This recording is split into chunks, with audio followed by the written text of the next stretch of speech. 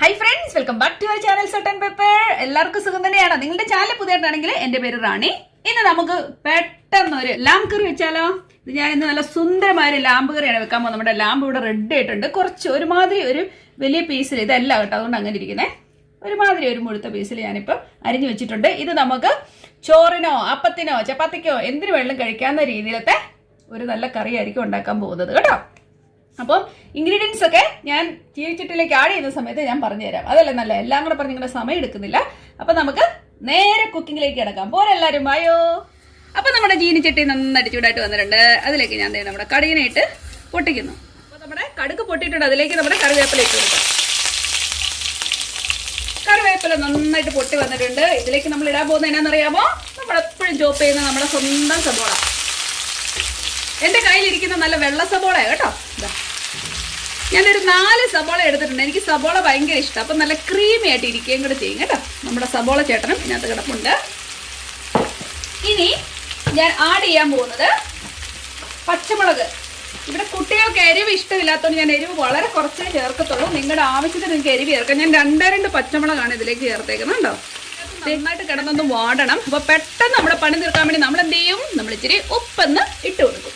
നിങ്ങളുടെ ടേസ്റ്റിനനുസരിച്ച് ഉപ്പിട്ട് കൊടുക്കുക. ഇത് ആദ്യമേ ഇങ്ങനെ ഇടുമ്പോൾ ഇവ നന്നായിട്ട് വാടിക്കോളും. നമ്മുടെ സമയം അതനുസരിച്ച് കുറച്ചേ എടുക്കുള്ളൂ കേട്ടോ. നിങ്ങൾ ഓർക്കുന്നുണ്ടായിരിക്കും എന്ത് ഇതിനകത്ത് ജിഞ്ചറും ഗാർലിക്കും ഒക്കെ എന്ന് അല്ലേ? ജിഞ്ചർ ഞാനൊരു ശക്കലം വാടിയിട്ടാണ് ഇടുന്നത്. കാരണം ഞാൻ ഇതിനെ ജിഞ്ചറിനെയും ഗാർലിക്കിനെയും കൂടെ പേസ്റ്റാണ് ഇവിടെ ഉപയോഗിക്കാൻ പോകുന്നത് കേട്ടോ. നിങ്ങൾക്ക് ഞാൻ അധികം എണ്ണ ഉപയോഗിക്കുന്ന വ്യക്തിയല്ല കേട്ടോ. ഞാൻ മാക്സിമം എണ്ണ കുറച്ചേ ഉപയോഗിക്കത്തുള്ളൂ. അതുകൊണ്ടാണ് നിങ്ങൾ എൻ്റെ ഇതിനകത്ത് ഇങ്ങനെ ഓയിൽ കിടക്കുന്നത് കാണാത്തത് കേട്ടോ. ഞാൻ അങ്ങനെ ഓയിൽ അധികം ഉപയോഗിക്കാറില്ല. എന്തിനാണ് നമ്മളുള്ള ഈ എണ്ണ ഈ ഓയിലൊക്കെ വയറ്റോട്ട് ചെല്ലുന്നതെന്ന് വിചാരിച്ചിട്ട് ഞാൻ അധികം ഓയിൽ ഉപയോഗിക്കാറില്ല. ജസ്റ്റ് എത്രമാത്രം കുറയ്ക്കാമോ അത്രമാത്രം കുറച്ചേ ഞാനിവിടെ ഉപയോഗിക്കാറുള്ളൂ ഓയിൽ. പിന്നെ നിങ്ങൾ കാണുമ്പോൾ ചിലർ പറയുമോ ചേച്ചി 2ാമത് എണ്ണ ഒഴിച്ചു വന്നു. അങ്ങനെ ചെയ്യുന്നതല്ല കേട്ടോ. നമ്മൾ ഇത് നന്നായിട്ട് വഴന്ന് വരുമ്പം നിങ്ങൾ കണ്ടിട്ടില്ലേ തന്നെ എണ്ണ ഊറി താഴോട്ട് വരുന്നത്? അതൊക്കെ പതുക്കെ വരാൻ തുടങ്ങുന്നത് കണ്ടോ? അങ്ങനെ സംഭവിക്കുന്നതാണ്. അല്ല ഞാൻ എക്സ്ട്രാ അങ്ങനെ ഉപയോഗിക്കാറില്ല. അത്യാവശ്യം വേണ്ടത് മാത്രം. വാടി വരാമെന്ന് പറയുന്നത് ഇച്ചിരി കൂടെ വാടി വന്നിട്ട് ഞാൻ നമ്മുടെ ജിഞ്ചറും ഗാർലിക്കിട്ടുള്ള പേസ്റ്റ് ചേർക്കുള്ളൂ കേട്ടോ. അല്ലെങ്കിൽ ഇതെല്ലാം കൂടെ എന്നാ പറയുന്നത് ഒത്തിരി മൂത്ത് പോവും.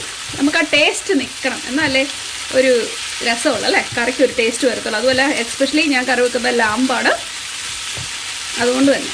അപ്പം നമ്മുടെ മൂത്ത് വന്ന സബോളയിലേക്ക് നമുക്ക് ജിഞ്ചറും ഗാർലിക്കും ആഡ് ചെയ്ത് കൊടുക്കാം. നന്നായിട്ടൊന്ന് ഇളക്കി കൊടുക്കുക. നമ്മുടെ സബോള മൂത്ത് വരുന്നുണ്ട് കണ്ടോ. ഒരുപാട് നന്നായിട്ട് തന്നെ വാടിയിട്ടുണ്ട്. ടീസ്പൂൺ മഞ്ഞൾപ്പൊടി ഇതിലേക്ക് ആഡ് ചെയ്ത് കൊടുക്കുന്നതാ. 1 ടീസ്പൂൺ മഞ്ഞൾപ്പൊടി. ഇനി ഞാൻ ചേർക്കാൻ പോകുന്നത് നമ്മുടെ കാശ്മീരി ചില്ലിയാണ്. നമ്മുടെ കാശ്മീരി ചില്ലി അതുകൊണ്ട് തന്നെ എരിവ് കുറവായതുകൊണ്ട് തന്നെ ഞാനൊരു 1.5 ടേബിൾ സ്പൂൺ ഇതിലേക്ക് ചേർത്ത് കൊടുക്കുന്നു കണ്ടോ.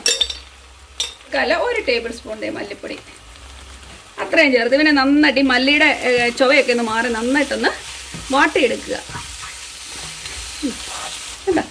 നന്നായിട്ട് വാടി വരുന്നുണ്ട്.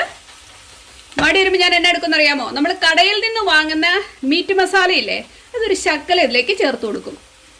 ഒരു 1/2 ടേബിൾ സ്പൂണൊക്കെ ഞാൻ ചേർത്തിട്ടുണ്ട് കേട്ടോ. അത് കൊള്ളില്ല. കാരണം എനിക്ക് എപ്പോഴും ഇഷ്ടം നമ്മൾ പൊടിച്ചു വെച്ച ഗരം മസാലയില്ല അത് ചേർക്കുന്ന ഇഷ്ടം. എന്തായാലും ഇതിന് ഇച്ചിരി ഒന്ന് ചേർത്ത് കൊടുത്തു കണ്ടോ. നന്നായിട്ടൊന്ന് മൂത്തോട്ടോ, ഒന്നുകൂടെ വരെ ഒന്ന് മൂക്കട്ടെ കേട്ടോ. അപ്പം നമ്മുടെ തക്കാളീനെ ഇതിനകത്ത് ഇട്ട് കൊടുത്തിട്ടുണ്ട്. എല്ലാവരും ഇതിനകത്ത് കിടന്ന് നല്ല സുന്ദരമായിട്ടൊന്ന് വഴന്നോട്ടെ കണ്ടോ.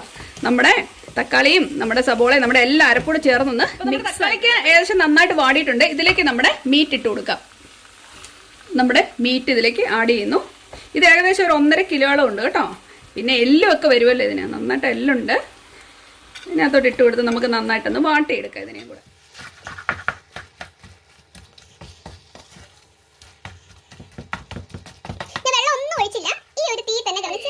അപ്പം നമ്മുടെ ഇറച്ചീനെ ഇനി നമുക്ക് നമ്മുടെ കുക്കറിലേക്ക് മാറ്റാം.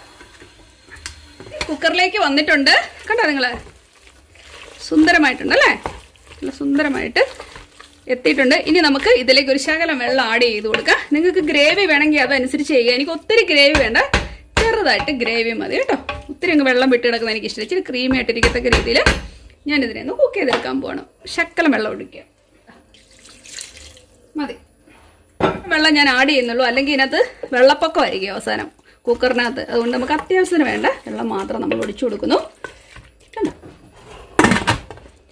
ഇനിയിപ്പോൾ നമ്മുടെ കുക്കറിനെ ഒന്ന് അടച്ചു വെച്ച് നമുക്കൊന്ന് വേവിച്ചെടുക്കാം. കുക്കർ ഒന്ന് തുറന്നു നോക്കാം. ആഹാ നോക്കിക്കേ കേട്ടോ, അവൻ സുന്ദരമായിട്ടിരിപ്പുണ്ട്. കണ്ടിട്ട് നല്ല ഒരു ക്രീമി ലുക്കാണ് കണ്ടോ. ഇതിലേക്ക് എന്ത് പറഞ്ഞാലും എനിക്ക് ഇച്ചിരി നമ്മൾ പൊടിച്ചു വെച്ച മസാലക്കൂട്ട് ചേർത്തില്ലെങ്കിൽ ഒരു ആശ്വാസമില്ല. എന്നാലേ ഉള്ളൂ അതിൻ്റെ ആ നല്ലൊരു ടേസ്റ്റ് ഇങ്ങോട്ട് വരത്തുള്ളൂ കേട്ടോ. അപ്പം നന്നായിട്ട് വെന്തിട്ടുണ്ട്, സംഭവം നല്ല കിഴക്കാച്ചായിട്ടുണ്ട് കേട്ടോ. ഇത് നമുക്ക് ചപ്പാത്തിയുടെ കൂടോ അപ്പത്തിൻ്റെ കൂടോ ചോറിൻ്റെ കൂടോ എന്തിൻ്റെ കൂടെ വേണമെങ്കിലും കഴിക്കാൻ പറ്റും കേട്ടോ. അപ്പം നിങ്ങളെല്ലാവരും റെഡിയാണോ കഴിക്കാൻ? ഞാനിവിടെ കറി റെഡിയൊക്കെ വെച്ചിട്ട് നോക്കിയിരിക്കുക, ആരൊക്കെയാണ് കഴിക്കാൻ വരുന്നത്. എല്ലാം റെഡി ആയിട്ടുണ്ട്. അപ്പം എന്തായാലും എല്ലാവരും ഒന്ന് പരീക്ഷിച്ച് നോക്കുക കേട്ടോ. നിങ്ങൾക്ക് വേണമെങ്കിൽ ഇതിലേക്ക് നമ്മുടെ അണ്ടിപ്പരിപ്പ് എന്ന് വെച്ചാൽ കാഷ്യൂനട്ട് അരച്ച് ചേർക്കാം. അങ്ങനെ ചേർക്കുമ്പോൾ ഒന്നുകൂടി ടേസ്റ്റ് വ്യത്യാസമായിരിക്കും. കുട്ടികൾക്ക് സിമ്പിളായിട്ടുള്ള ഇഷ്ടം, അതുകൊണ്ടാണ് ഞാൻ ഇങ്ങനെ ചെയ്യുന്നത്. എന്തായാലും നിങ്ങൾക്ക് ഇഷ്ടമുണ്ടെങ്കിൽ അതൊന്ന് ട്രൈ ചെയ്യുന്നത് നല്ലതായിരിക്കും കേട്ടോ.